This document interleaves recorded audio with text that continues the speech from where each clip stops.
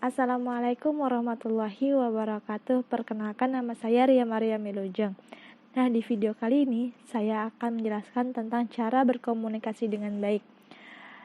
Oke, sebelum saya menjelaskan, mari kita kenali dulu apa itu komunikasi.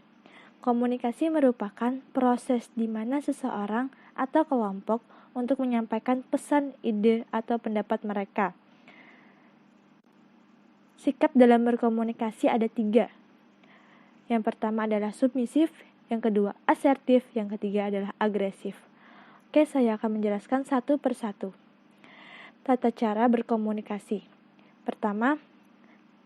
Yang pertama adalah submisif, tidak mengeluarkan pendapat sendiri.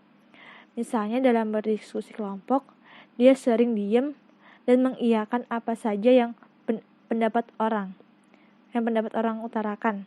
Dia selalu mengiyakan aja. Dia cenderung diam dan tidak mengeluarkan pendapat sama sekali.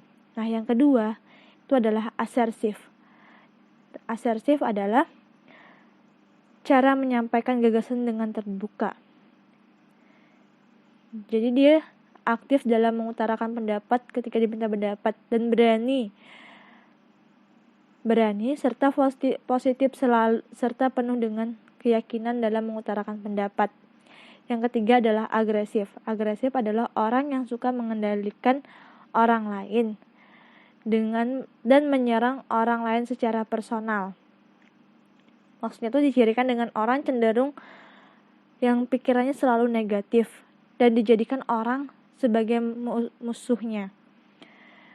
Nah, adapun 4 prinsip berkomunikasi secara efektif. Pertama, ramah. Yang kedua, yakin. Yang ketiga, empati. Dan keempat adalah humble. Baik, saya akan menjelaskan satu persatu. Pertama adalah ramah.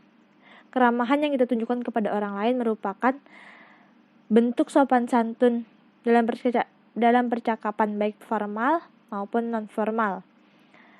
Misalnya, ketika kita berbicara dengan orang lebih tua atau bertemu dengan teman lama, dengan orang yang misalnya dengan guru kita, dengan dosen kita, atau dengan orang yang lebih tua, kita mengucapkan berbicara secara ramah, lemah lembut. Tuh. Misalnya, kita ketemu sama teman lama lah, maksudnya, "Hai, assalamualaikum," gitu, ketemu di jalanan gitu kan.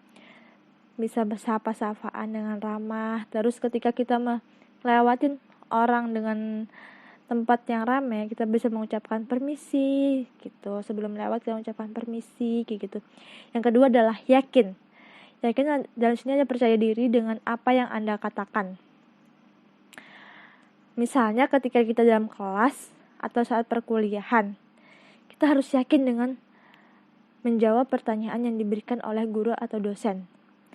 Nah, yang ketiga adalah empati. Empati menyesuaikan diri dengan orang lain. Misalnya nih, kita anak perantauan. Saya emang anak perantauan ya. Jadi saya tuh harus bisa menyesuaikan diri dengan lingkungan sekitar saya. Bagaimana gaya bicara orang-orang di daerah baru saya, bagaimana cara bersosialisasinya kayak gitu. Saya harus menyesuaikan diri dengan orang-orang baru kayak gitu. Nah, yang keempat adalah humble atau rendah hati. Mau melayani, mendengar dan menerima kritik dan tidak sombong memandang orang lain.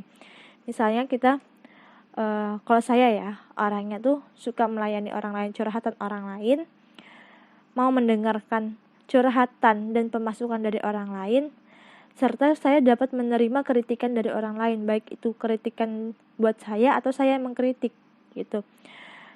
Insya Allah saya tidak sombong.